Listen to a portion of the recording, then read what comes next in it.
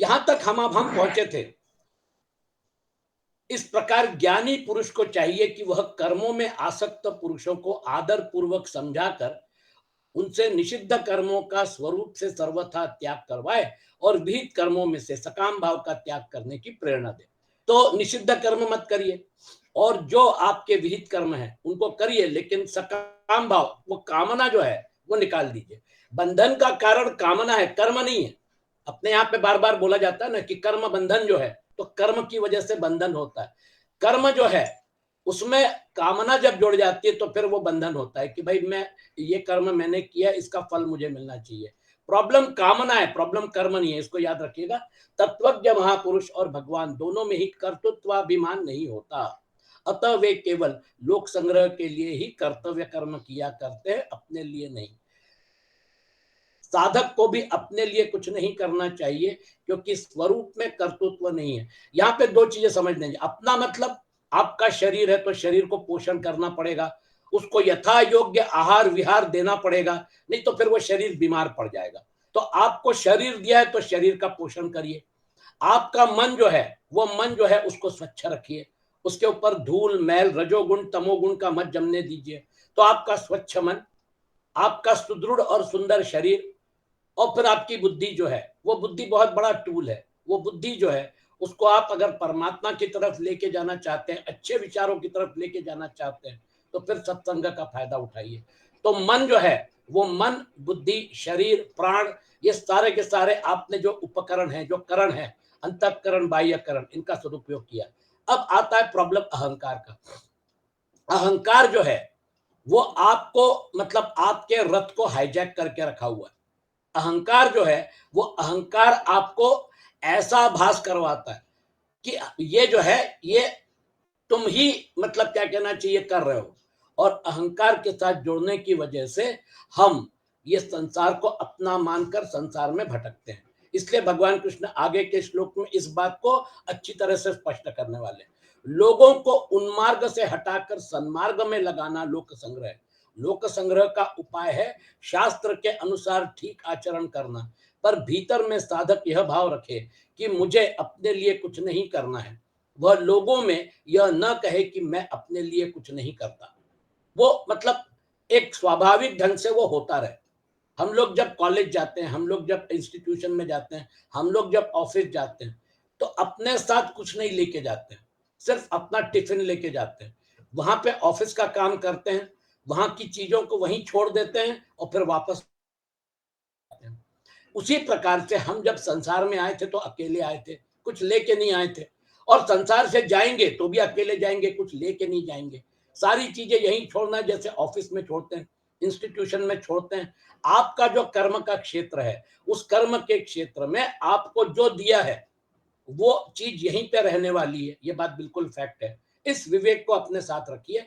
आना अकेला और खाली हाथ, जाना अकेला और खाली हाथ, तो फिर ये यहाँ का झमेला जो है, इसको कितनी गंभीरता से लेंगे।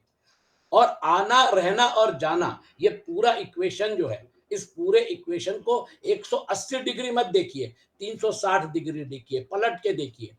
ये आना रहना और जाना ये क्यों हो रहा है, इसका कारण क्या है? इसका कारण मीमांसा जो है, वो कारण मीमांसा भगवत गीता में बड़े सुंदर ढंग से भगवान कृष्ण हमारे सामने प्रस्तुत कर रहे हैं। ज्ञानी और अज्ञानी में क्या अंतर है, इसको भगवान भगवान आगे के श्लोक में बताते हैं। बहुत महत्वपूर्ण आगे के दो श्लोक है। प्रकृते क्रियमाणानि गुणै कर्माणि सर्वशः अहंकार विमूढ़ात्मा करता हमिति मन्यते। प्रॉब्लम यहाँ पे आता है। ये श्लोक मैंने पढ़ा था और इसका मोटा मोटा अर्थ आपको बताया था। अब इसका विश्लेषण करेंगे। कर्माणि सर्वशः प्रकृते गुणैः क्रियमाणानि। संपूर्ण कर्म सब प्रकार से प्रकृति के गुणों द्वारा किए जाते हैं। अहंकार विमूढ़ात्मा अहम कर्ता इति मन्यते।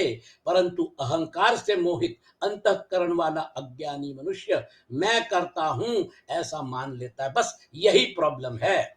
ये जो जोड़ है, ये जो मतलब अपरा और परा का ये जो कांटेक्ट पॉइंट है, यहां पर भगवान कृष्ण हमको लेके आए हैं। अपरा भी उनकी ही है और परा भी उनकी ही है। प्रॉब्लम यह है जड़ है और परा परा चेतन। चेतन तत्व और जड़ तत्व का ये जो तथाकथित जो माना हुआ संबंध है, ये तथाकथित माना हुआ संबंध अहंकार की वजह से है। अहंकार विमूढ़ात्मा कर्ता हम इति मन्यते। अब इसका सुंदर एनालिसिस हम देखते हैं कैसा किया जाए। जिस समष्टि शक्ति से शरीर वृक्ष आदि पैदा होते हैं और बढ़ते घटते हैं, गंगा आदि नदियां प्रवाहित होती हैं, मकान आदि पदार्थों में परिवर्तन होता है, उसी समष्टि शक्ति से मनुष्य की देखना सुनना खाना पीना आदि सब क्रियाएं होती हैं। परंतु मनुष्य अहंकार से मोहित होकर अज्ञानवश एक ही समष्टि शक्ति से होने वाली क्रियाओं के दो विभाग कर लेता है। एक तो स्वतः होने वाली क्रियाएं, जैसे शरीर का बनना, भोजन का पचना इत्यादि, और दूसरी ज्ञान पूर्वक होने वाली क्रियाएं, जैसे देखना बोलना भोजन करना इत्यादि। ज्ञान पूर्वक होने वाली क्रियाओं को मनुष्य अज्ञानवश अपने द्वारा की जाने वाली मान ले। हम लोग कहां बोलते हैं कि भाई मैंने भोजन, मतलब क्या कहना चाहिए, उसका पाचन किया। हम वो क्रियाएं स्वाभाविक ढंग से करते हैं। आप अपने 24 घंटे का एनालिसिस करिए। 24 घंटे के एनालिसिस में आप पाएंगे कि ये जो 8 घंटे जो आप अपना काम करते हैं, इस 8 घंटे के अलावा बहुत सारी चीजें जो है वो स्वाभाविक ढंग से हो जाती है।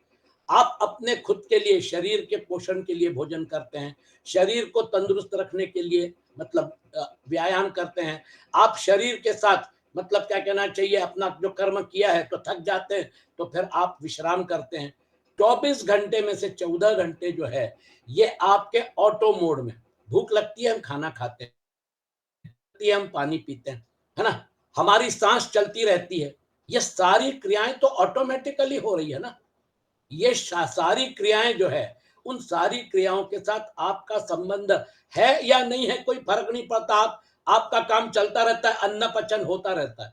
हमको भूख लगती है, मतलब हमारा जो प्राण है वो प्राण अभी क्षुब्ध हो गया है, उसको भूख लगी हुई है, वो प्राण मांग रहा है, तो फिर आप उसको समय पे अन्न दे दीजिए। आपके अन्न का पचन का काम प्राण कर रहा है। तो हमारे यहाँ पे जो पंच प्राण है, प्राण अपान व्यान समान, ये समान प्राण जो है, ये समान प्राण अन्न पचन का काम करता है।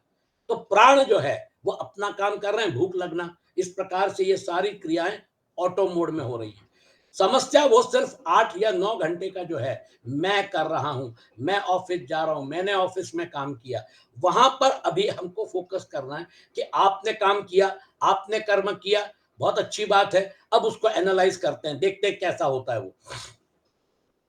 प्रकृति से उत्पन्न गुणों सत्व रज और तम का कार्य होने से बुद्धि अहंकार मन पंच महाभूत 10 इंद्रियां और इंद्रियों के शब्दादि 5 विषय, ये भी प्रकृति के गुण कहे जाते हैं। उपर्युक्त पदों में भगवान स्पष्ट करते हैं कि संपूर्ण क्रियाएं चाहे समष्टि की हो चाहे व्यष्टि की हो, प्रकृति के गुणों द्वारा ही की जाती है, स्वरूप के द्वारा नहीं।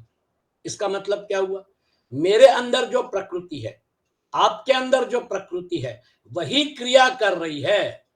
वो क्रिया जो है, वो क्रिया का जो साक्षी है, वो क्रिया के साथ जो जुड़ा हुआ है, वो क्रिया को अपना मान के जो चल रहा है, वो क्रिया जो है वो क्रिया हो जाती है।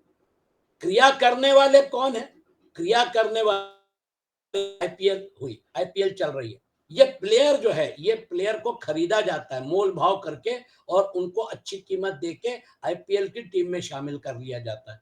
कोई प्लेयर कोई एक देश का होता है, कोई दूसरे देश का होता है। यहाँ पे वो देश को रिप्रेजेंट नहीं करते हैं, यहाँ पे वो पैसे के लिए और उनको खरीदा जाता है। तो कोई मुंबई इंडियंस के लिए खेलता है, कोई कोलकाता नाइट राइडर्स के लिए खेलता है। इस प्रकार से वो अपनी अपनी टीम जो है वो बन जाती है, वहां पे अलग अलग प्लेयर आते हैं, खेलते हैं। परफॉर्मेंस कौन कर रहा है, वो जो है वो प्लेयर कर रहा है। बोली किसकी लग रही है, प्लेयर की लग रही है। हम लोग जो है टीवी पे जो देख रहे हैं, वो क्या देख रहे हैं, वो जो मैच, वो जो प्लेयर खेल रहे हैं। तो पूरा परफॉर्मेंस का पूरा दायरा जो है, वो दायरा किसका है, प्लेयर्स का है। सारा का सारा आईपीएल जो है वो प्लेयर सापेक्ष है। ये प्लेयर जो है, ये प्लेयर परफॉर्म कर रहे हैं, लेकिन प्लेयर जो परफॉर्म कर रहे हैं उसके पीछे बैकग्राउंड में जो मुंबई इंडियंस हैं, जो खरीदने वाले हैं वो तो सिर्फ आके ताली बजाते हैं, चीयर करने के लिए आएंगे जब उनकी टीम की मैच होगी। परफॉर्म करने वाले प्लेयर अलग और आईपीएल के प्रोमोटर अलग। वो अलग अलग कंपनियां या जो भी हैं जो प्रमोट कर रही हैं, वो सिर्फ पैसा लगा रही हैं, और वो खेलने वाले जो प्लेयर हैं वो अलग है। पैसा किसी का और प्लेयर खेल रहा है, उस प्रकार से ये है ना। ये सृष्टि की रचना में गुणमय जो पूरा एरिया है, वो गुणमय एरिया जो है वो अलग, और वो जो प्रोमोटर है जो इसको मतलब इसका आयोजन कर रहा है, फिर कितना बड़ा आयोजन होता है, बड़े बड़े स्टेडियम लेने पड़ते हैं, वहां पे पूरा का पूरा मतलब क्या कहना चाहिए, वहां की व्यवस्था देखनी पड़ती है। ये पूरा का पूरा आयोजन करने वाले लोग अलग हैं। तो ये जो है आप खुद ही जानते हैं, आयोजन करने वाले जैसे बीसीसीआई है, उस प्रकार से आयोजन करने वाले अलग, खेलने वाले अलग। खेलने वाले जो है वो गुण है। इसलिए मेरे अंदर जो खेलने वाले हैं, आपके अंदर जो खेलने वाले हैं, वो गुण ही खेल रहे हैं। इसलिए प्रकृति से उत्पन्न गुणों सत्व रज तम का कार्य होने से, देखिए इसमें सब लपेट लिया, बुद्धि, अहंकार, मन, पंच महाभूत जिससे हमारे शरीरों की रचना हुई है, 10 इंद्रियां और इंद्रियों के शब्दादि 5 विषय। ये इंद्रियां जो है शरीर में एक उसका हिस्सा है स्थूल, और सूक्ष्म शरीर में उसका सूक्ष्म हिस्सा है। इसलिए सूक्ष्म शरीर में पंच ज्ञानेन्द्रिया, पंच कर्मेंद्रिया, पंच प्राण, मन और बुद्धि, ये उसमें आते हैं। तो सूक्ष्म शरीर और स्थूल शरीर का पूरा डायमेंशन यहाँ पे कवर करके हमारे सामने प्रस्तुत किया है। ये भी प्रकृति के गुण कहे जाते हैं। इसलिए कर्म किसने किया? प्रकृति के गुणों ने कर्म का किया, और वो कर्म जो है वो कर्म संसार में हुआ, करने वाले प्रकृति के गुण, कर्म भी संसार में हुए। तो कर्म जो है उसका पूरा डायमेंशन गुण में है, वे भी प्रकृति के गुण कहे जाते हैं। उपरयुक्त पदों में भगवान स्पष्ट करते हैं कि संपूर्ण क्रियाएं चाहे समष्टि की हो चाहे व्यष्टि की हो, प्रकृति के गुणों द्वारा ही की जाती है, स्वरूप मतलब आत्म तत्व के द्वारा नहीं। ये जो गुणमय प्रकृति है, त्रिगुणात्मक माया जो है, ये त्रिगुणात्मक माया जो है ये जड़ प्रकृति का डायमेंशन हमारे सामने रखती है। अब ये जो है, ये जड़ प्रकृति का जो डायमेंशन है ये स्पष्ट हो गया। अब इस जड़ प्रकृति के साथ मेरा और आपका क्या संबंध है?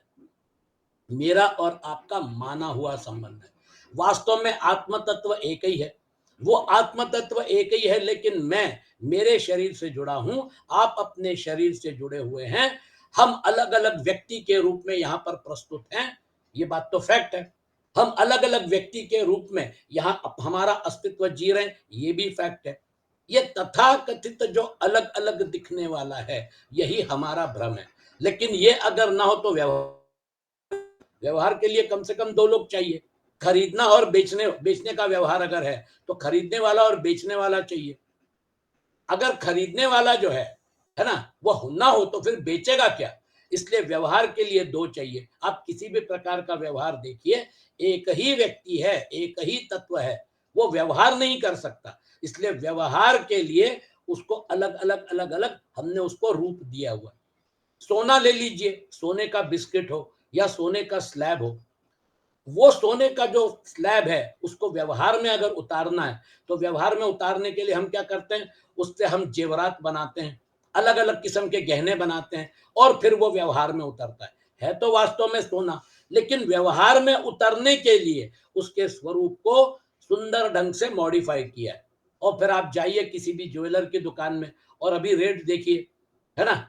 आपका 1 साल की पूरी कमाई जो है, अभी अक्षय तृतीया आने वाली है, घर वाले बोलेंगे अक्षय तृतीया को कुछ ना कुछ तो खरीद के लाना पड़ेगा। अभी सोने के दाम बढ़ गए तो सोने की चीजें लेके आओ, चांदी की चीजें लेके आओ, है ना। अक्षय तृतीया ऑस्पिशियस है, उस दिन सोना खरीदना अच्छा है, तो अभी से सोने के दाम बढ़ा दिए ताकि खरीदने वाले जो हैं वो ज्यादा कीमत दे देंगे। ये सारा व्यवहार है। ये व्यवहार जो है, ये व्यवहार का जो पूरा डायमेंशन है, ये योग माया का क्रिएशन है। लेकिन व्यवहार जो है, वो व्यवहार करने वाले जो गुण हैं, वो गुणों के साथ हमारा संबंध नहीं है। वो गुणों के डायमेंशन में जो व्यवहार हो रहा है वो ऑटो मोड में हो रहा है।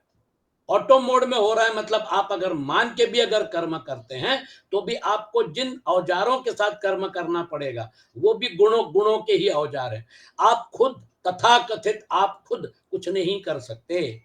अगर क्रिकेट खेलना है तो आईपीएल के प्रोमोटर नहीं आएंगे, खेलने के लिए प्लेयर चाहिए। फुटबॉल प्लेयर चाहिए, इसलिए गुणों के डायमेंशन में हम लोग उतरे हुए हैं, और ये उतरने के बाद हम अहंकार विमूढ़ात्मा हो गए हैं। अहंकार अंतःकरण की एक वृत्ति है, स्वयं स्वरूप उस वृत्ति का ज्ञाता है, परंतु भूल से स्वयं को उस वृत्ति से मिलाने अर्थात उस वृत्ति को ही अपना स्वरूप मान लेने से यह मनुष्य विमूढ़ात्मा कहलाता है, कहा जाता है।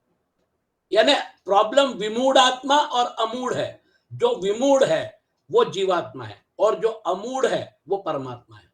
वो अमूढ़ जो है वो विद्या के डायमेंशन में, और जो विमूढ़ है वो अविद्या के डायमेंशन में। विमूढ़ और अमूढ़ ये दो शब्दों का खेल है। हम अगर आज विमूढ़ हैं तो हमको कल अमूढ़ होना है, बस, और कुछ नहीं, बाकी चीजें यहीं रह जाएंगी। आप अगर जीवन मुक्त हो गए, उससे संसार को कोई फर्क नहीं पड़ता, वो वैसे ही चलता रहेगा नदी के प्रवाह जैसा। आपको सिर्फ अहंकार विमूढ़ात्मा, यहाँ पर जो मतलब भगवान कृष्ण ने 15वें अध्याय में अमूढ़ शब्द यूज किया, निर्माण मोहा जित संग दोषा अध्यात्म नित्या विनिवृत्त काम द्वंद्वैर विमुक्ता सुख दुख संज्ञैर गच्छन्ति अमूढ़ा पदमव्ययम तत्। जब हम विमूढ़ से अमूढ़ हो जाते हैं, तब फिर परमात्मा का जो दरवाजा है वो हमारे लिए खुल जाता है, सीधी सीधी बात। और हम विमूढ़ क्यों है? अहंकार की वजह से। ये अहंकार का जो कांटेक्ट पॉइंट है, ये अहंकार का कांटेक्ट पॉइंट हमारे लिए प्रॉब्लम है। इसलिए गोस्वामी तुलसीदास जी क्या कहते हैं? मैं अरु मोर तोर तय माया। मैं मतलब अहंकार, और मोर मतलब मोह, है ना? तो निर्मम, ममता और अहंकार।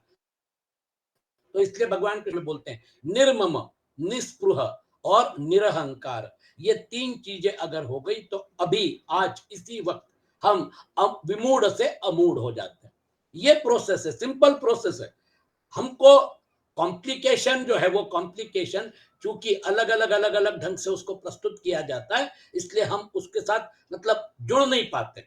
लेकिन विमूढ़ और अमूढ़ ये दो शब्दों का पूरा खेल है। हमको अमूढ़ होना है, हमको विमूढ़ नहीं रहना है। तो हमको अमूढ़ किसने किया, हमको विमूढ़ किसने किया? अहंकार ने। अब इसको आप एनालाइज करेंगे। अहंकार अंतःकरण की एक वृत्ति है, मतलब अहंकार जो है ये माने हुए संबंध का ओरिजिन है। अहंकार का बीज हमारे कर्माशय में है। ये बीज जब तक नष्ट नहीं होगा, है ना, तब तक हमको विमूढ़ रहना पड़ेगा। इन सारी चीजों के साथ हम जुड़े हुए हैं। ये सारी चीजें जो हैं, ये सारी चीजें अपनी नहीं थी, ये संसार का हिस्सा है। ये बार बार भगवान कृष्ण हमको बता रहे हैं। जैसे शरीर इदम यह है, ऐसे ही अहंकार भी इदम यह है। इदम और अहम। इदम जो है, मैं क्या, हम लोग क्या बोलते हैं? मेरा शरीर, मतलब मैं अलग हूं, शरीर अलग है। मेरा मन, मतलब मैं अलग हूं, बुद्धि मन अलग है। मेरी बुद्धि, मेरा शरीर, मेरा अहंकार नहीं बोलते। मैं के साथ वो अहंकार जोड़ के बोलते हैं, है ना? वो मेरा जो हम बोल देते हैं, तो मेरा शरीर, मेरा मन, मेरी बुद्धि, यहां तक रुक जाते हैं। मेरा पैसा, मेरा मकान, मेरी दुकान। लेकिन वहां पे अहंकार का जो एक फिल्टर है, वो जो है वो मास्क अहंकार का उतारने के लिए तैयार नहीं है। वास्तव में अहंकार ने आपको लिमिटेशन में डाल दिया है। जहां पे आपने मेरा बोला, वहां पे आपका लिमिटेशन आ गया। आप लिमिटेशन में फंसा, क्योंकि अहंकार जो है इसने आपको इन सारी चीजों के साथ जोड़ दिया। मैं दुकान में गया था, मैं वहां से फर्नीचर खरीद के लाया हूं। मैं शोरूम में गया था, वहां से कार खरीद के लाया हूं। मैं बिल्डर से बात करके फ्लैट खरीदा हूं। कैसी बात कर रहे हैं जोशी साहब? ये मेरा है ना, मैंने पैसा खर्चा किया है ना। ये पूरा व्यवहार जो है ये मैंने किया है ना। रजिस्ट्री मेरे नाम पे हुई है ना मकान की। कार जो है वो रजिस्टर्ड ओनर मैं हूं ना। आप कैसी बात कर रहे हो, है ना? ये तो मैं खरीद के लाया हूं, इसलिए मेरा है। ओ, बहुत अच्छी बात है, आप खरीद के लाए हैं, है ना, इसलिए आपने उसके साथ जोड़ दिया। आप उन चीजों को बेच भी सकते हो, आप उसके साथ जुड़ के उसके साथ व्यवहार भी कर सकते हो। आप अलग हैं, व्यवहार जो है वो व्यवहार में बहुत सारी चीजें बदल सकती हैं। अब वो जो है वो अहंकार की वजह से आपने अपने आप को सीमित करके, क्योंकि मेरे पास अगर 10 करोड़ है तो मैं 50 करोड़ का बंगला नहीं बना सकता। मेरे पास अगर 10 करोड़ है तो मैं क्या करूंगा? 10 करोड़ के 100 करोड़ करूंगा, उसके लिए भागूंगा। 100 करोड़ के बाद फिर मैं अच्छा मकान लूंगा, अच्छा मतलब क्या कहना चाहिए रईसी से ठाट बाट से रहूंगा। फिर उसके बाद मेरा बंबई में बहुत सुंदर मतलब क्या कहना चाहिए आलीशान मकान है। अब मैं क्या करूंगा, लंदन में जाके वहां पर 800 करोड़ का मकान लूंगा, क्योंकि मेरे पास 1000 करोड़ है। ये क्या हो रहा है? आप अपना अपना अहंकार का दायरा बढ़ाए जा रहे हैं। मैं श्रेष्ठ हूं, मैं सबसे सुंदर हूं, मैं सबसे शक्तिशाली हूं, मैं सबसे प्रभावशाली हूं। ये ईषणाएं दौड़ाती रहती हैं। इसलिए अहंकार की तुष्टि करने के लिए आदमी दौड़ता रहता है बाहर की तरफ। बस अहंकार का काम तो यही है ना, इदम। जैसे शरीर इदम है, मन इदम है, मेरा शरीर, उसी प्रकार से अहंकार को भी उस तरफ ढकेल दीजिए। वो भी इदम है, मेरा अहंकार, मतलब मैं अलग हूं, अहंकार अलग है। जब जरूरत पड़ेगी तो साथ में रखूंगा, जब जरूरत नहीं पड़ेगी तो उसको ढकेल दूंगा, उसको उससे बाहर हट जाऊंगा। ये नहीं हो सकता, यह सिद्धांत है। जब मनुष्य भूल से इदम को अहम अर्थात यह को मैं मान लेता है, तब वह अहंकार विमूढ़ात्मा कहलाता है। यह मादा हुआ अहंकार उद्योग करने से नहीं मिटता, क्योंकि उद्योग करने में भी अहंकार रहता है। मजा की बात देखिए, माना हुआ अहंकार मिटता है अस्वीकृति से अर्थात न मानने से। आप बोलेंगे जोशी जी ये तो बड़ा मतलब अजीब हो गया, है ना? हम लोग क्या सोचते हैं, अरे बाप रे मुझे मोक्ष प्राप्त करना है, बहुत मेहनत करनी पड़ेगी, ये करना है, वो करना है, फलाना करना है, ढिकाना करना है। हाँ, यही गलती है। यहाँ गलती ये हो गई कि मुझे मोक्ष प्राप्त करने के लिए भी कर्म करने पड़ेंगे, ये करना पड़ेगा, वो करना पड़ेगा। लोग यहाँ के पैरामीटर्स वहां पर अप्लाई करते हैं। वहां पर एक ही पैरामीटर है, छोटा सा पैरामीटर है। आपने जिस संबंध को मान के लिमिटेशन में पड़ गए थे, उस संबंध को आप थोड़ा बाजू में रखिए, फिर आप अनलिमिटेशन का आनंद लीजिए। आप मूल स्वरूप से अनलिमिटेड है। इसलिए यहाँ पर अहम दो प्रकार का होता है। वास्तविक आधार रूप अहम, जैसे मैं हूं अपनी सत्ता मात्र, अहम ब्रह्म अस्मि। ये जो अहम है हमारे अंदर, ये जो स्फुरण हो रहा है, अहम अहम अहम, ये जो है स्फुरण सबके अंदर होता है, सभी प्राणियों में होता है। और ये सभी प्राणियों में जो अहम का स्फुरण है, उसका सोर्स है वो आदि तत्व, जो अविनाशी तो तद्विद्धि, ये न सर्वम इदम ततम, विनाशम अव्ययस्यास्य न कश्चित कर्तुम अर्हति। अहंकार विमूढ़ात्मा, उसकी वजह से क्या हो गया, मैं कोशिश करता हूं कि मेरा शरीर जो है वो हमेशा मेरे साथ रहे, नहीं रहता। फिर मैं निराश हो जाता हूँ। घर वाले जो है वो भी बोलते भी अभी तबीयत खराब हो गई, टर्म गई है ना, कुछ नहीं कर सकते। ये शरीर जो है, ये शरीर को अहम के डायमेंशन में मैंने मान लिया, बुद्धि को अहम के डायमेंशन में मैंने मान लिया, मन को अहम के डायमेंशन में मैंने मान लिया। आधार जो है वो अहम अलग है। वो आधार जो है वो अविनाशी है, उसका कोई नाश नहीं कर सकता। इसलिए इन सारी चीजों को जोड़ के रखने के लिए, इन सारी चीजों को जो मशक्कत करनी पड़ती है, नहीं ये ऐसे ही रहना चाहिए, ये नष्ट नहीं होना चाहिए, है ना, वो स्पृहा है। क्यों भाई, कल भूकंप आ गया तो अभी जोशी मठ में जबरदस्त मतलब क्या कहना चाहिए, वो टनलिंग का जो काम हुआ एनटीपीसी का, उसकी वजह से वहां के पहाड़ हिल गए। क्योंकि वो जो ड्रिलिंग का काम होता है, उसके लिए वो लोग टनल बोरिंग मशीन यूज करते हैं। वो घन घन घन घन उसका जो सर्कुलर सॉ होता है वो घूमता है और टनल बनाता है। लेकिन ऊपर नीचे दाएं बाएं जो पहाड़ होते हैं, वो जो टुकड़े होते हैं पहाड़ के, वो हिल जाते हैं ना, और फिर उसके बाद ऐसे प्रकार हो जाते हैं।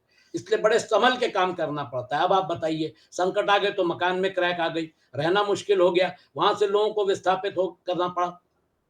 ये सारी चीजें जो हैं, घटनाएं घटेंगी, आप उसके साथ आपको फेस करना पड़ेगा। कल युद्ध होगा, फेस करना पड़ेगा। कोरोना आएगा, फेस करना पड़ेगा। वास्तविक अहम जो है, वो आधार जो है, वो आधार को नष्ट नहीं किया, तभी वो सत्ता है। अहम ब्रह्म अस्मि। अगर आपने ये रियलाइज कर लिया कि मैं इन छोटी छोटी चीजों को टिका के रखने के लिए, बना के रखने की कोशिश जो कर रहा हूं, ये मेरी गलती है। जो वह जो शाश्वत है, जो अहम है, ब्रह्म अस्मि, उसको तो टिका के रखने की क्या जरूरत है। वही अगर मेरा स्वरूप है तो मैं तो शाश्वत हूं। मैं अशाश्वत कहाँ हूं, मैं टेम्पररी कहाँ हूं, शरीर टेम्पररी है, मैं नहीं हूं। इस प्रकार से जब विवेक का एनालिसिस शुरू होता है, और फिर अवास्तविक माना हुआ अहम, जैसे मैं शरीर हूं, मैं मन हूं, मैं बुद्धि हूं, इस प्रकार से अहंकार के जो मतलब क्या कहना चाहिए लिमिटेड दायरे में आपने जो देखना शुरू किया, मानना शुरू कर दिया, बस यही माया, यही भ्रम है। इसलिए मैं और मोर तोरत है माया, तुलसीदास जी ने बोला। आप उसको अच्छे से एनालाइज कर लीजिए, एक बार नहीं 100 बार करिए। आपकी बुद्धि जो है उसको सही ढंग से अगर उपयोग कर रहे हैं, एनालिसिस कर रहे हैं, तो क्या मजाल है कि आपने एक बार 10 बार 1000 बार करने के बाद फिर, है ना, जो मतलब क्या कहना चाहिए, जिन्होंने तत्वविद हैं, जो तत्वदृष्टा हैं, जिन्होंने इस चीज को समझ लिया है, वो भी तो इसी रास्ते से गए हैं। वो इसी रास्ते से गए, महान हुए, महाजनों ये न गतस्य पंथा। जिस पंथ से आप जा रहे हैं, जिस रोड पे आप जा रहे हैं, उस रोड पे बड़े बड़े महापुरुष, बड़े बड़े योगी महायोगी गए हुए हैं।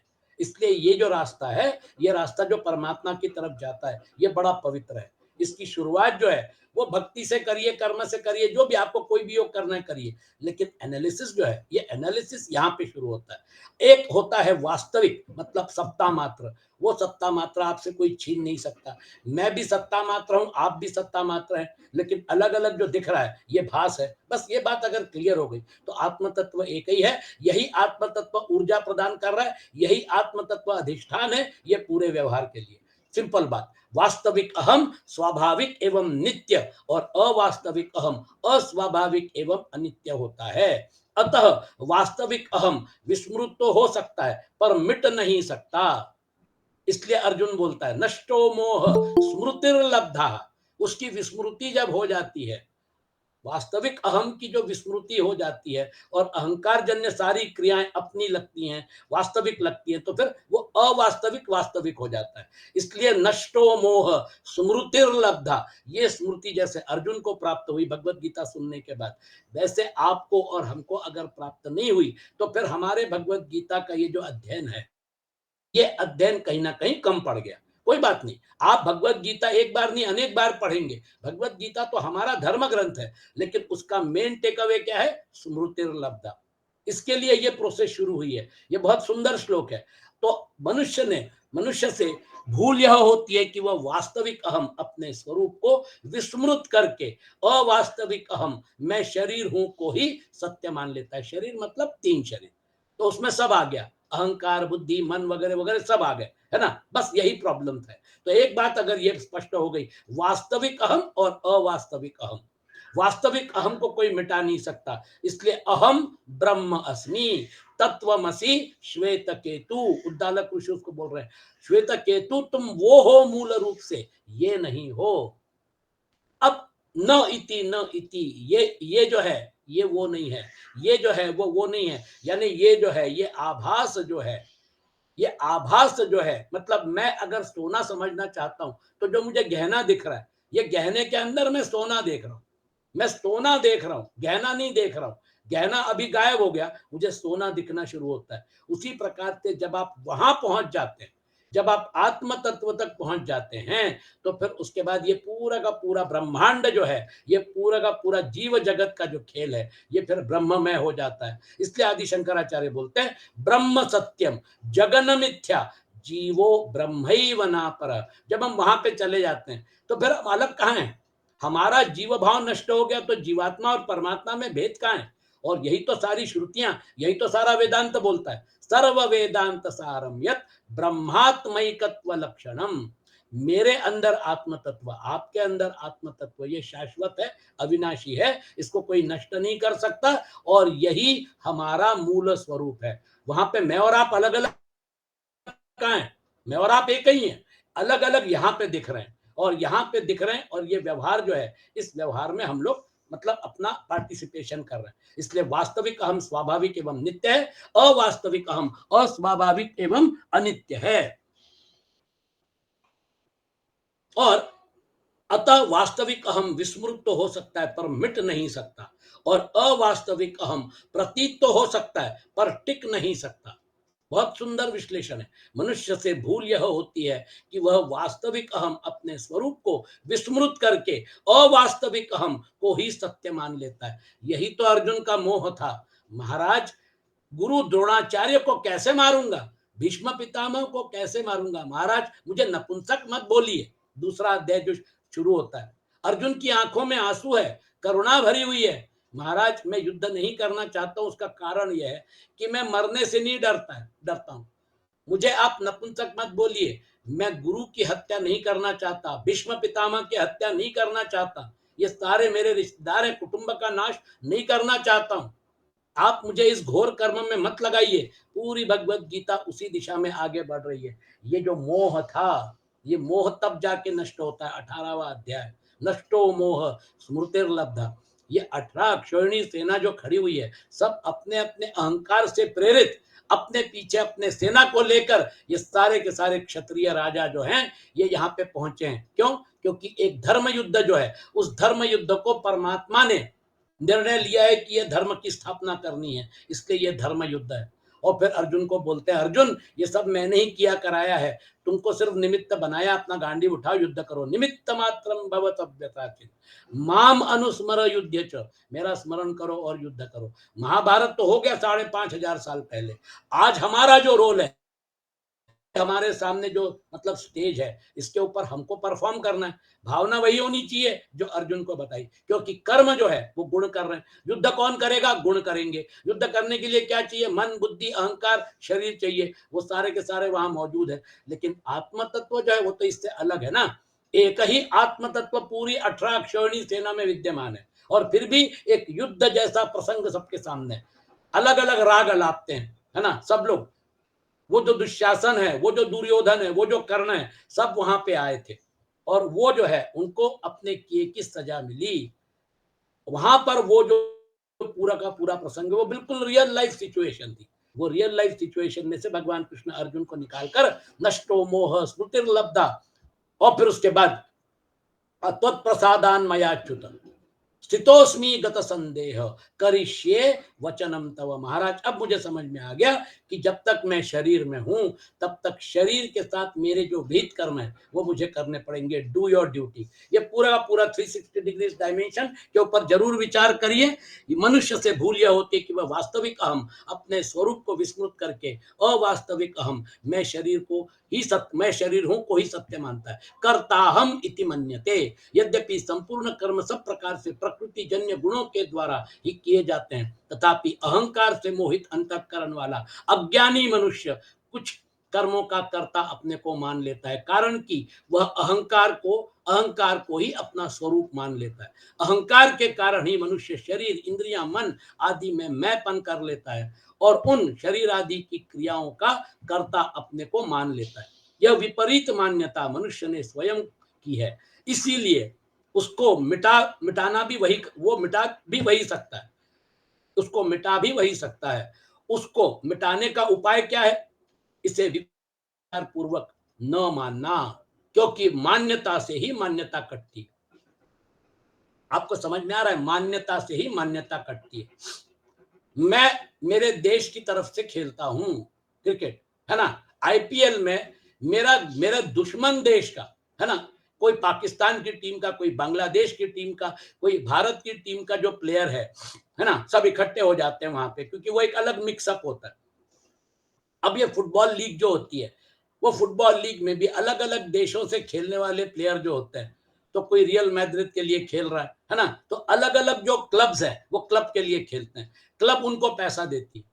यहाँ पे क्लब जो है वो अपने हिसाब से प्लेयरों को चुनती है। वो देश के लिए खेलना एक अलग है और क्लब के लिए खेलना अलग है। वहां पे आपको आपके मतलब क्या कहना चाहिए, जो विरुद्ध जिनके साथ आप खेलते हैं, विरुद्ध देश के लोगों के साथ सामंजस्य बैठा के खेलना पड़ेगा।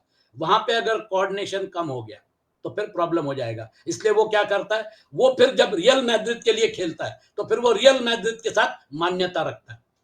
हम जब, आप खुद ही देख लीजिए, हम मान्यता जो है, मान्यता कई बार आपने देखा होगा, मतलब थोड़ा उदाहरण ऐसा दे रहा हूं कि आपके समझ में आ जाएगा। अभी तक एक विशेष पक्ष का, राजनीतिक पक्ष का काम करने वाला जो व्यक्ति है, जैसे अभी कर्नाटका में आप देख रहे हैं, 25 साल से एक पक्ष का काम कर रहे हैं, लेकिन टिकट नहीं मिला। टिकट नहीं मिला तो दिमाग खराब हो गया, उठा के सीधा बैग एंड बैगेज और अपने अनुयायियों के साथ विरोधी पक्ष को ज्वाइन करते हैं। फिर पत्रकार उनको पूछते हैं, महाराज आप तो मतलब उस पक्ष का इतने साल काम किए, है ना, अब आप बुरे विरोधी पक्ष में चले गए हैं, अब आप अपने आप को लोगों के सामने कैसे जस्टिफाई करेंगे? आप एक पक्ष को रिप्रेजेंट कर रहे थे, अभी आप दूसरे पक्ष को रिप्रेजेंट करेंगे, तो आप लोगों के सामने क्या समझाएंगे? वो बड़े सरल उत्तर देता है।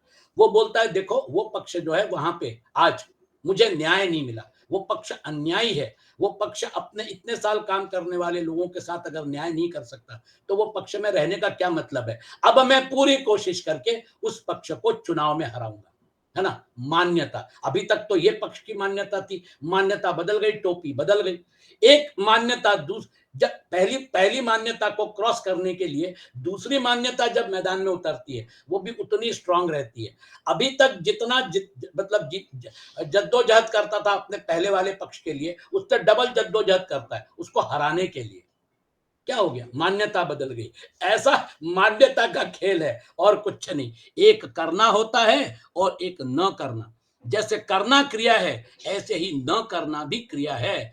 सोना, जागना, बैठना, चलना, समाधिस्थ होना आदि सब क्रियाएं हैं। क्रिया मात्र प्रकृति में होती हैं, स्वयं चेतन स्वरूप में ना करना है और न करना है। मतलब करोगे और न करोगे, ये दोनों चीजें चेतन स्वरूप में नहीं है। क्रियाओं का डायमेंशन वहां पे अप्लाई ही नहीं होता है, दोनों नहीं है, क्योंकि वह इन दोनों से परे है। वह अक्रिय और सबका प्रकाशक है। यदि स्वयं में भी क्रिया होती तो वह क्रिया शरीर आदि में परिवर्तन रूप क्रियाओं का ज्ञाता कैसे होता। परिवर्तन जो वहां पे हो रहा है उसको देखने वाला आत्म तत्व जो है, जो साक्षी है, वो अपरिवर्तनशील है। और इसीलिए जो मतलब क्या कहना चाहिए, बौद्ध मतावलंबी थे उस समय जब बौद्ध धर्म का प्रचार हो गया था बड़े पैमाने पे, क्योंकि अशोक ने बुद्ध धर्म स्वीकार कर लिया था, सब जगह बुद्ध विहार हो गए थे, हिंदू धर्म के ऊपर बहुत बड़ा संकट पैदा हुआ था। काशी, उज्जैन, कश्मीर, जहां जहां हमारे विद्वान थे वो धीरे धीरे बौद्ध होते चले गए। तो हमारे सामने संकट, क्योंकि बौद्ध धर्म का मूल है सब्बम दुखम, सब्बम क्षणिकम, सब्बम अनात्मकम। उसी को आदि शंकराचार्य ने पकड़ लिया। और फिर जो शास्त्रार्थ हुआ, उन्होंने बोला कि सब्बम क्षणिकम कौन जान रहा है, सब्बम दुखम कौन जान रहा है। वो अगर अगर परिवर्तनशील होता तो फिर वो जान कैसे सकता था। उसको जानने के लिए वो अलग होना चाहिए, वो अपरिवर्तनशील होना चाहिए। Simple logic. स्टेशन के ऊपर दो गाड़ियां खड़ी हैं, दोनों गाड़ियां स्टेशन पे लग गई हैं। मैं जिस गाड़ी में बैठा हूं उस गाड़ी के बगल वाली गाड़ी शुरू हो गई। मुझे समझ में नहीं आ रहा है कि मेरी गाड़ी शुरू हो गई या बगल वाली गाड़ी शुरू हो गई। तो आपने क्या बोला जोशी जी, बहुत सिंपल चीज है। आप स्टेशन की तरफ देखिए, प्लेटफॉर्म की तरफ। अगर प्लेटफॉर्म की तरफ देखेंगे तो आपको पता चलेगा कौन सी गाड़ी मतलब आगे बढ़ गई है। और जब मैंने प्लेटफॉर्म की तरफ देखा तो मुझे पता चला ओ मेरी गाड़ी तो स्थिर है, वो गाड़ी चली हुई है। सापेक्ष जो है, जो निरपेक्ष है, जो अनमूविंग है, जो जो निश्चल है, जो अचल है, उसी की तुलना में आप चेंज को देख सकते हैं। वहां पर बौद्ध जो भिक्षु थे शास्त्रार्थ में उस पॉइंट पे जाके परास्त हो गए, क्योंकि जो आत्म तत्व है उसको उन्होंने रिजेक्ट कर दिया। आत्म तत्व को रिजेक्ट करने के बाद उन्होंने एक इतने बड़े धर्म की स्थापना कर दी कि जो आज हमसे भी बड़ा है। हिंदू धर्म अभी मतलब बौद्ध धर्म से और नीचे है। तो क्रिश्चियन धर्म, मुस्लिम धर्म, बौद्ध धर्म, ये तीन धर्म ज्यादा प्रचार प्रचार में है बाकी सभी देशों में। लेकिन वहां पे जो मतलब क्या कीजिए, वहां जाकर जो शास्त्रार्थ हुआ उसमें फिर वो बौद्ध भिक्षु जो थे वो परास्त हो गए और फिर बाद में वो खुद मतलब वापस शंकराचार्य के शिष्य बन गए। ये पॉइंट नोट करिए, अहम न रहने पर क्रिया के साथ कोई संबंध नहीं रहता। करना और न करना दोनों जिससे प्रकाशित होते हैं उस अक्रिय तत्व अपने स्वरूप में मात्र की स्वाभाविक स्थिति है। परंतु अहम के कारण मनुष्य प्रकृति में होने वाली क्रियाओं से अपना संबंध मान लेता है। प्रकृति जड़ मतलब जड़ प्रकृति से माना हुआ संबंध ही अहम कहलाता है। अब ये जो मतलब क्या कहना चाहिए एनालिसिस है, इस एनालिसिस को थोड़ा मतलब शॉर्ट में लेता हूं। जिस प्रकार समुद्र के बिना लहर का अपना कोई स्वतंत्र अस्तित्व नहीं है, उसी प्रकार संसार के बिना शरीर का अपना कोई अस्तित्व नहीं है। परंतु अहंकार से मोहित अंतःकरण वाला मनुष्य जब शरीर को मैं अपना स्वरूप मान लेता है तब उसमें अनेक प्रकार की कामनाएं उत्पन्न होने लगती हैं। जैसे मुझे स्त्री, पुत्र, धन आदि पदार्थ मिल जाए, लोग मुझे अच्छा समझे, मेरा आदर सम्मान करे, मेरे अनुकूल चले, उसका इस ओर ध्यान नहीं रहता जाता कि शरीर को अपना स्वरूप मानकर मैं पहले से ही बंधा बैठा हूं। अब कामनाएं करके और बंधन को बढ़ा रहा हूं, अपने को और विपत्ति में डाल रहा हूं। बस एक छोटा सा जो पॉइंट हो गया, इन प्रकृति का एक छोटा सा अंश जो है ना, उसको मैंने अपना मान लिया। और यहाँ पर 15वें अध्याय में भी भगवान कृष्ण बोलते हैं, ममैवांशो जीव लोके जीव भूत सनातना मनष्ठानि इंद्रियाणि प्रकृति स्थानि कर्षति, आकर्षण कर्षति। जैसे लोहा जो है, लोहे के टुकड़े को मैग्नेट खींचता है, कर्षति आकर्षण, उसी प्रकार से हमने प्रकृति का एक हिस्सा अपना मानकर उसके साथ जो संबंध, तथाकथित संबंध जोड़ के रखा है, बस यही प्रॉब्लम है। अब कामनाएं करके और बंधन बढ़ा रहा हूं। संपूर्ण क्रियाएं जड़ विभाग में होती है, चेतन विभाग में कभी किंचित मात्र भी कोई क्रिया नहीं होती। अहंकार से अंतःकरण मोहित होने के कारण अज्ञानी मनुष्य मैं करता हूं ऐसा मान लेता है। ये मोह जो है, अहंकार से अंतःकरण मोहित होने का तात्पर्य है अपरा प्रकृति के अंश अहम के साथ अपना संबंध मान लेना, अर्थात अहम को अपना स्वरूप मान लेना ही, लेना कि यही मैं हूं, इसी को तादात्म्य कहते हैं। अपने को कर्ता मानने वाला तो चेतन है, पर वह जड़ अहम को अपना स्वरूप मान लेता है, बस और कुछ नहीं। ये तादात्म्य जो है, ये तादात्म्य को भगवान कृष्ण ब्रेक करने की कोशिश करते हैं। अलग अलग अध्याय में वो आपको ये बताने की कोशिश करते हैं कि ये माना हुआ संबंध छोड़ो। शरीरस्थोपि कौन्तेय न करोति न लिप्यते, 13वें अध्याय में आएगा। कर्ता हम इति मन्यते, ये यहाँ पर अपना हमारे सामने। तो ये मन्यते, मानना, मन्यते शब्द का मतलब मान्यता है। ये मान्यता जब टूट गई तो फिर अपना काम बन गया। ये जो है, इसी को आगे भगवान कृष्ण और अच्छे ढंग से मतलब विशद कर रहे हैं। तत्ववित्तु महाबाहो गुण कर्म विभागयो गुणा गुणेषु वर्तन्त इति मत्वा न सज्जते। तू महाबाहो गुण कर्म विभागयो, परंतु हे महाबाहो, गुण विभाग और कर्म विभाग को तत्वविद गुणाः गुणेषु वर्तन्ते, तत्व से जानने वाला महापुरुष संपूर्ण गुण गुणों में बरत रहे हैं। इति मत्वा न सज्जते, ऐसा मानकर उसमें आसक्त नहीं होता। वो मान्यता को कट करने के लिए जो प्रोसेस है, वो प्रोसेस यहां पर भगवान कृष्ण आपके सामने विशद कर रहे हैं।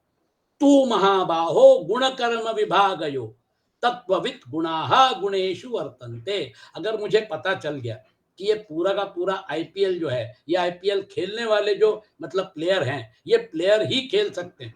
आईपीएल के प्रमोटर अलग, प्लेयर अलग। प्लेयर को लाना पड़ेगा, उसके लिए पैसा खर्चा करना पड़ेगा, है ना। मैच को ऑर्गेनाइज करने के लिए पूरी योजना करनी पड़ेगी। ऐसा सब मतलब क्या कहना चाहिए होता है। खेलने वाले अलग और ऑर्गेनाइजर अलग, तो फिर अपना क्लियर हो जाता है। तत्वविद गुणाः गुणेषु वर्तन्ते, गुण गुणों में खेल रहे। ये आईपीएल में एक टीम दूसरी टीम के साथ खेलती है, कोई ना कोई जीतता है, कोई हारता है, कोई ना कोई विजय। एक कप तो एक ही को मिलना है। एक मतलब क्या कहना चाहिए, मनोरंजन हो गया और कुछ नहीं, पैसा भी खर्चा हो गया, मनोरंजन भी हो गया।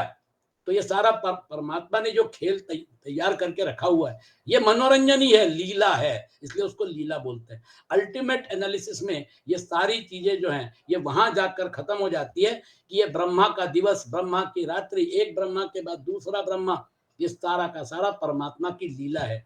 एक ब्रह्मा की आयु 311 लाख करोड़, उसके बाद फिर नए ब्रह्मा आएंगे। हम लोग है कहाँ, हमारा जीवन है कितना, 80-90 साल। ये छोटा सा जीवन लेके और हम अगर जी रहे हैं, तो इससे वहां तक अगर पहुंच गए, यद्गत्वा न निवर्तन्ते तद्धाम परमम मम आ ब्रह्म भुवनालोका पुनरावर्तिनोर्जुन। इसी में तो होशियारी है। ये अगर हमने हासिल कर लिया तो अपना काम बन गया। उसके लिए कहां पर कट करना है, ये समझ लीजिएगा। गुणा गुणेषु वर्तन्ते इति मत्वा न सज्जते। अब गुण विभाग और कर्म विभाग, इसको थोड़ा समझ लीजिएगा। बहुत सुंदर लेकिन बहुत महत्वपूर्ण श्लोक है ये भी। सत्व रज और तम, ये तीनों गुण प्रकृति जन्य है। इन तीनों गुणों का कार्य होने से संपूर्ण सृष्टि त्रिगुणात्मिका है। अतः शरीर, इंद्रियां, मन, बुद्धि, प्राणी, पदार्थ आदि सब गुणमय ही हैं। यहाँ गुण विभाग कहलाता, यही गुण विभाग कहलाता है। मतलब गुणों का स्प्रेड आउट जो है, गुणों का अलग अलग जो प्रस्तुतिकरण है। ये गुण जो है, ये त्रिगुणात्मक गुण जो है, ये त्रिगुणात्मक गुण ऐसे नहीं थे पहले। ये जो गुण थे, ये गुणों में साम्यता थी, मतलब ये गुण सब एक ही थे। वो गुण जो है, उसमें जो विक्षोभ हो गया, प्रकृति और पुरुष, ये जो तथाकथित, क्योंकि जो ऊर्जा प्रदान करना है, विक्षोभ करने का जो काम करना है, वो विक्षोभ करने का काम जो है वो मतलब पुरुष और प्रकृति के संयोग से हो गया। ये संयोग जो है, ये संयोग फिर आगे का काम शुरू होता है। वो गुणों का जो इक्विलिब्रियम है, वो उसमें जो इक्विलिब्रियम था, उसमें जो साम्यता थी, वो विक्षोभ होने की वजह से गुण अलग-अलग हो गए। सत्व, रज और तम, ये 3 गुण अलग-अलग होने से आगे जो है वो सृष्टि क्रम शुरू हो गया। ये जो है, ये हमने आपको एक मतलब क्या कहना चाहिए, एनालिसिस करके दिखाया था, एक डिपिक्शन करके। वो अहंकार जो है, वो अहंकार आगे आके 3 अहंकार जो है, सात्विक अहंकार, राजस अहंकार, तामसिक अहंकार, यही फिर आगे सृष्टि को प्रदर्शित करते हैं। इसलिए जैसे-जैसे आप बैक जाते हैं, तो गुणों की साम्यता वापस रिस्टोर हो जाती है। अव्यक्त से निर्माण हुआ था, वापस अव्यक्त में चला जाता है। ये अव्यक्त का है, ये अव्यक्त जो है यहाँ पे गुणों की साम्यता है। ये साम्यता जो है, ये साम्यता ही इसका मूल स्वरूप है। इसलिए अभी जो स्प्रेड आउट है, ये स्प्रेड आउट वापस वहां पे जाएगा। अव्यक्ताद व्यक्तयः सर्वे, वो वापस अव्यक्त में चला जाएगा। ये हमारे वैदिक गणित का नियम है। इसलिए ये तथाकथित जो अलग अलग दिख रहा है, ये गुणों में विक्षोभ होने की वजह से, यही गुण विभाग कहलाता है। इन शरीर आदि से होने वाली क्रिया कर्म विभाग। तो गुण विभाग और कर्म विभाग, ये दोनों का जो ज्ञान है, ये दोनों का ज्ञान होने के बाद फिर भगवान कृष्ण आपको हिंट देते हैं, है ना? वो मेरी जो माया है, मम माया दुरत्यया मामेव ये प्रपद्यन्ते मायाम एताम तरन्ति ते। ये जो मेरी त्रिगुणात्मक माया है, ये त्रिगुणात्मक माया ही भ्रम है। जब मेरी शरण में आते हो तो फिर ये माया जो है, इसके पार तुम निकल जाते हो। हमारे लिए गुणमय जो सृष्टि है, ये गुणमय सृष्टि एक मेक बिलीव है, क्योंकि ये जो है, ये वास्तविक नहीं है। भगवान कृष्ण मतलब उद्धव को समझाते हुए बोलते हैं, गुणस्य माया मूलत्वान न मे मोक्षो न बंधनम। सूर्य जो है, वो सूर्य को बादलों ने छुपा दिया। बादल जो है, उसकी निर्मित सूर्य से ही हुई है। ऊर्जा की वजह से जो पानी जो है वो भाप बना और फिर बादल बना और फिर वो बादल बरसते हैं। तो सूर्य जो है, वो बादल बादल ने सूर्य को छुपा दिया, लेकिन सूर्य तो अपनी जगह है। बादल आएंगे और जाएंगे, सूर्य दिखता रहेगा हमको। तो कुल मिला के बादल जो है, ये गुणमय है। इसलिए भगवान कृष्ण बोलते हैं, अर्जुन मतलब उद्धव, मैं मोक्ष और बंधन के आगे हूं। तुम सता कथित जो नित्य मुक्त और नित्य बद्ध का तुम्हारा ये जो ख्याल है, उसका कारण यह है कि तुम अविद्या से ग्रस्त होने की वजह से अपने आप को बंधन में मानते हो। जब तुम विद्या विद्या में चले जाओगे, तो फिर वो जो है, वो तुम्हारा बंधन मुक्ति की तरफ जाएगा। लेकिन ये मुक्ति की तरफ विद्या और अविद्या, ये दोनों ही माया के डायमेंशन में, वो माया के डायमेंशन के आगे जो परम तत्व है। तो विद्या और अविद्या मम तनु, ऐसा वो बोलते हैं, दोनों मेरे ही हिस्से हैं, विद्या और अविद्या। इसलिए हमको पहले अविद्या से विद्या में जाना है, और विद्या में जाने के बाद फिर वो जो माया का तथा, अब हमको स्पष्ट हो गया, समझ में आ गया कि ये वास्तविक क्या है। लेकिन ये वास्तविक जो है, इसमें रहना है या इसमें से बाहर जाना है, ये पॉइंट है। इसमें से रहना है तो फिर उसके बाद वापस जन्म जीवन मृत्यु है। बहुत सारे योगी जो है, बहुत सारे योगी योग भ्रष्ट हो जाते हैं, फिर वापस इसी संसार में चक्कर लगाते रहते हैं। कुल मिला के ये जो पूरी साधना है, इस साधना में एक पॉइंट पे आके गाड़ी रुकने वाली है हम सभी की। इसमें रहना है या इसमें से बाहर निकलना है। इसमें से अगर रहना है तो फिर बात अलग है। ठीक है, आपने मतलब क्या कहना चाहिए, सारा अध्ययन किया, बहुत अच्छी चीज है। लेकिन वो जो पॉइंट है, जीवन मुक्ति का आनंद लेना है या नहीं लेना है। जीवन मुक्ति का आनंद लेना है तो क्या करना पड़ेगा हमारे लिए और आपके लिए, वहां जाकर। और फिर उसके बाद आप लोगों को पूछिए, भाई साहब अभी एक काम करते हैं, है ना, ये अपना आखिरी जन्म, इसके बाद फिर जन्म नहीं लेना है, इसके बाद पूरा का पूरा खेल खत्म, अब क्या करना है वापस आके, है ना, पुनरपि पुनरपि मरण। वो बोलेगा, जोशी जी आप बहुत जल्दी कर रहे हैं, थोड़ा यहाँ पे अच्छा लगता है, टाइम पास, आना जाना चलता रहता है, ट्रैफिक है ना, लोगों के साथ जरा बातचीत होती रहती, व्यवहार होता रहता है, कोई बात नहीं, सुख भी मिलता है, दुख भी मिलता है, चलता रहेगा। अभी ऐसे जल्दीबाजी मत करिए, 2 4 5 जन्म और रुक जाते हैं, वो प्रॉब्लम आता है। वहां पर जाकर फिर यहाँ पे जन्म जीवन मृत्यु के खेल में रहना है या नहीं रहना है, ये पॉइंट आता है। इसलिए वो जो जिसको परम वैराग्य बोलते हैं, पर वैराग्य, वो गुणों के प्रति जो पर वैराग्य है, वो अगर कल्टीवेट हो गया, आप देखेंगे पतंजलि ऋषि भी उस बात की चर्चा करते हैं कि अभी पुरुष जो है, वो पर वैराग्य में चला गया, अब उसको गुणों के प्रति कोई आकर्षण नहीं रहा।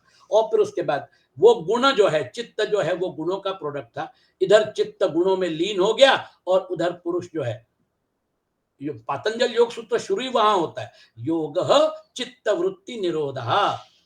अब आप पूछेंगे चित्तवृत्ति का निरोध क्यों करना चाहिए, तो फिर उसका भी तुरंत एक्सप्लेनेशन देते हैं, बहुत साइंटिफिक ग्रंथ है। वो बोलते हैं चित्तवृत्ति निरोधा क्यों करना चाहिए, वो जो है उसके बाद स्वरूपे अवस्थानम तथा तदा द्रष्टु स्वरूपे अवस्थानम, जब चित्त निवृत्त हो जाता है ना, तो फिर स्वरूप में है ना, तदा द्रष्टु दृष्टा जो है वो अपने स्वरूप में अवस्थित हो जाता है।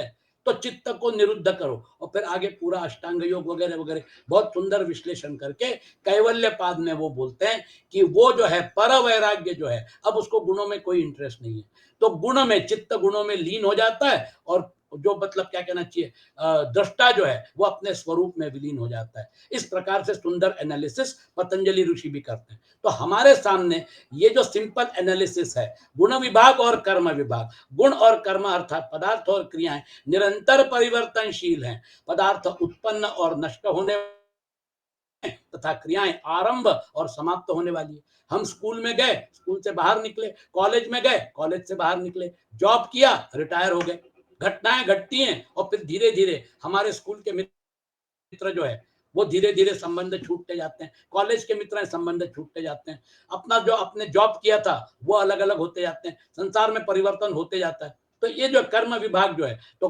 कर्म विभाग और गुण विभाग में अगर टोटली आप देखेंगे तो दोनों परिवर्तनशील है। चेतन स्वरूप में कभी कोई क्रिया नहीं होती, वह सदा निर्लिप्त निर्विकार रहता है, अर्थात उसका किसी भी प्राकृत पदार्थ और क्रिया से संबंध नहीं होता। ऐसा ठीक ठीक अनुभव करना ही चेतन को तत्व से जानना। तो हम जो कोशिश कर रहे हैं कि मैंने जितने पैसे कमाए वो मेरे पास ही रहे, मैंने जो प्रतिष्ठा कमाई वो वैसी ही रहे, मैं ये शरीर जो है ये शरीर ऐसा ही चलता रहे, इसमें रोग ना हो, ऐसा हो नहीं सकता। घटनाएं जो हैं वो घटनाएं हमेशा अच्छी तरह हो, बुरी घटनाएं ना हो, ऐसा भी नहीं हो सकता। अज्ञानी पुरुष जब इन गुण विभाग और कर्म विभाग से अपना संबंध मान लेता है, तब फिर जो अशाश्वत है उसको शाश्वत करने की कोशिश करता रहता है, और फिर उसके लिए भागदौड़ करता रहता है। तो मुख्य कारण अज्ञान है, और साधक की दृष्टि से राग ही मुख्य कारण है, मतलब इन चीजों को अपना मानना। राग अविवेक से होता है, विवेक जागृत होने से राग नष्ट हो जाता है। यह विवेक मनुष्य में विशेष रूप से है, आवश्यकता केवल इस विवेक को महत्व देकर जागृत करने की है। अतः साधक को विवेक जागृत करते विशेष रूप से राग को ही मिटाना चाहिए। राग जो है हमारा इन चीजों के प्रति जो आकर्षण है, वो आकर्षण ही हमारा प्रॉब्लम है, आसक्ति हमारा प्रॉब्लम है, हमारी कामना हमारा प्रॉब्लम है। तो हमारा प्रॉब्लम क्या है ये अपने सामने बहुत अच्छी तरह से रखिएगा, और उसके प्रकार से जब आप जीवन जीना शुरू कर देते हैं तो अपने आप जीवन में परिवर्तन देखना शुरू हो जाता है। तत्व को जानने की इच्छा रखने वाला साधक भी अगर गुण मतलब पदार्थ और कर्म मतलब क्रिया से अपना कोई संबंध नहीं मानता, तो वह भी गुण विभाग और कर्म विभाग को तत्व से जान लेता है। आपने माना हुआ संबंध जो है वो माना हुआ संबंध छोड़ के आप त्रयस्थ रूप से उस प्रवाह को देखिए। मैं स्कूल में गया, आपने देखा स्कूल में कैसा वातावरण था, मैं स्कूल से बाहर आया, कभी कभी हम सोचते हैं, कभी कभी हमारा मतलब वी गो बैक, हमारे जीवन की घटनाएं जो हैं उन घटनाओं को हम रिकाउंट करते हैं, है ना, या कोई पुराना मित्र मिल जाए स्कूल का तो फिर वही चर्चा होती है, 2 घंटे कैसे निकल गए मालूम नहीं, पुराने स्कूल की यादों को हम ताजा करते हैं। वो घटनाएं हो गई, अब वो वापस नहीं होने वाली। अब दोनों बड़े हो गए, अब वापस स्कूल में जाके नहीं बैठ सकते, कॉलेज में जाके नहीं बैठ सकते, वो सिर्फ मेमोरी में रह गया। तो गुण विभाग और कर्म विभाग जो है ये परिवर्तनशील होने की वजह से आप मेमोरी में उसको रिकॉल कर सकते हैं, लेकिन उस घटना को रिविजिट नहीं कर सकते। और कर्म व तत्व से जान लेता है, मतलब आपने तत्व से जान लिया कि हाँ ये परिवर्तनशील है, इसमें हम ज्यादा पचड़े में ना पड़े तो अच्छा है। चाहे गुण विभाग और कर्म विभाग को तत्व से जाने, चाहे स्वयं चेतन स्वरूप को तत्व से जाने, दोनों का परिणाम एक ही है। आपको जैसी गुण विभाग और कर्म विभाग का एनालिसिस हो गया, तो फिर इसका मतलब ये कि एनालिसिस करने वाला कौन है, इसको अल्टीमेटली समझने वाला कौन है, वो आप हैं।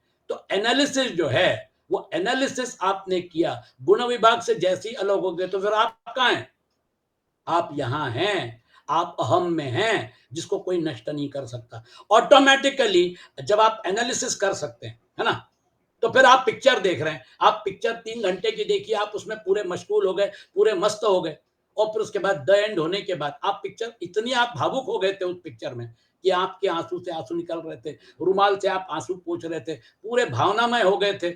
और फिर बाद में पता आप द एंड हो गया पिक्चर का, आप बोलेंगे मैं कहाँ हूँ, तब आपको भान आता है कि भैया मैं तो यहाँ कुर्सी पे बैठा हूँ, मैं पिक्चर का आनंद ले रहा हूँ। एक आपको 3 शरीर देकर एक पिक्चर दिखाई जा रही है, उस पिक्चर को वास्तविक मान के हम व्यवहार कर रहे हैं। इसलिए गुण कर्म विभाग तत्व से जानने का उपाय, शरीर में रहते हुए भी, मुझे बस 5 मिनट दीजिए, शरीर में रहते हुए भी चेतन तत्व स्वरूप सर्वथा अक्रिय और निर्लिप्त है।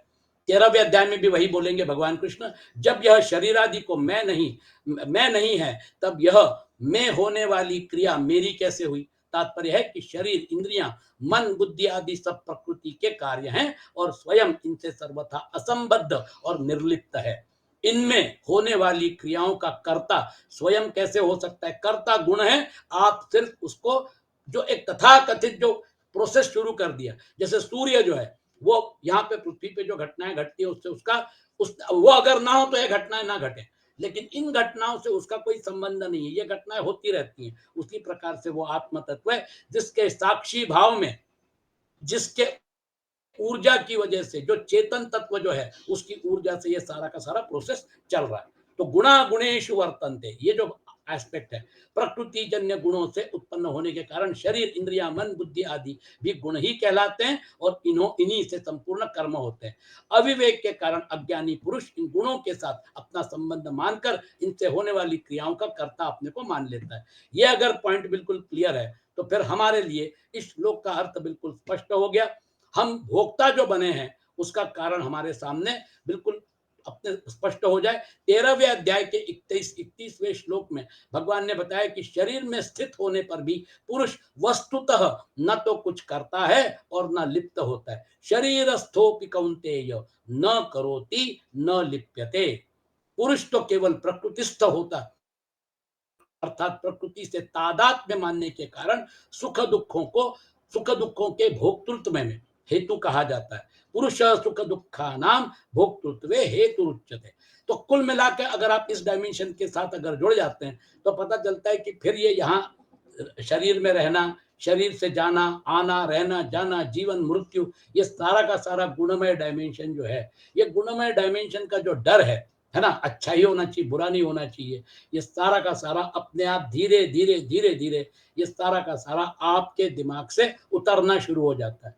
जैसे ही आप गुणों से अलग हो जाते हैं, जैसे ही आप अहंकार को ड्रॉप करके आप परा प्रकृति में अवस्थित हो जाते हैं, तो फिर आपको एक शाश्वती है, अविनाशी, मैं अविनाशी हूं, मैं जो हूं मेरा कोई नाश नहीं कर सकता। लेकिन ना वहां पर पैसे की जरूरत है, ना मकान की जरूरत है। जब शरीर ही नहीं है तो फिर अन्न की जरूरत नहीं है। सारा का सारा रिक्वायरमेंट शरीर सापेक्ष जो है, वो शरीर सापेक्ष रिक्वायरमेंट एक क्षण में आप उसमें से बाहर निकल जाते हैं। इसलिए जीवन की वास्तविकता जो है ये हमारे सामने भगवान ने स्पष्ट करके रखी हुई है। जो अहंकार से मोहित नहीं होता वह तत्वविद होता है। इस तत्वविद को ही दूसरे अध्याय में तत्वदर्शी कहा है। और तत्वविद गुण विभाग और कर्म विभाग से अर्थात पदार्थ और क्रिया से सर्वथा अतीत है। जब तक साधक का संसार के साथ संबंध रहेगा तब तक वह तत्वनित तत्वविद नहीं हो सकता। यह माना हुआ संबंध है। संबंध रहेगा मतलब आपने अपना मान के, आप संसार में हैं, संसार में रहिए, आप कर्म करिए, विहित कर्म करिए, यही अर्जुन से करवाया था।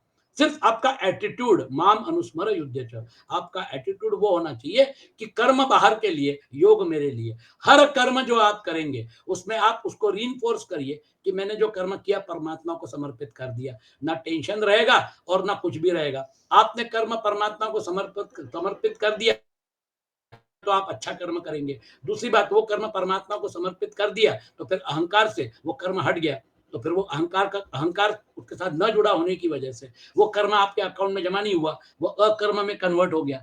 तो ये जो है, इस तरह परमात्मा से अलग होकर कोई परमात्मा को जान नहीं सकता। संसार से सर्वथा अलग होने पर ही संसार को जाना जा सकता है, यह नियम है। पानी के प्रवाह से बाहर निकलिए और वो प्रवाह को देखिए, तब पता चलता है कि संसार तो परिवर्तनशील है। ठीक है। और इस तरह परमात्मा से अलग होकर कोई परमात्मा को जान ही नहीं सकता।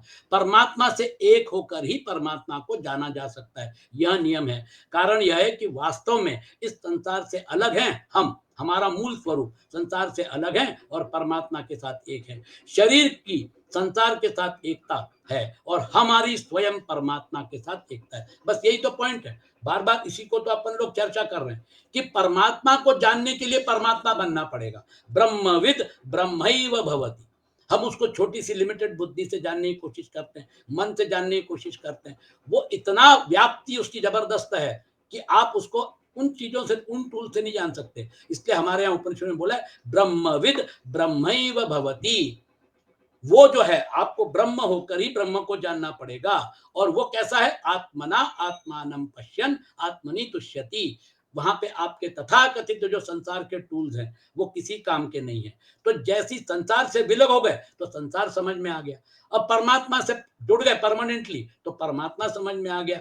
यही तो सारा का सारा खेल है जिसको हम मतलब जीवन मुक्त और विदेह मुक्त वगैरह वगैरह इन सारे शब्दों का जो हम बार बार उच्चारण कर रहे हैं उसका पर्पज ये है। चलिए आज का सत्र यहाँ समाप्त करते।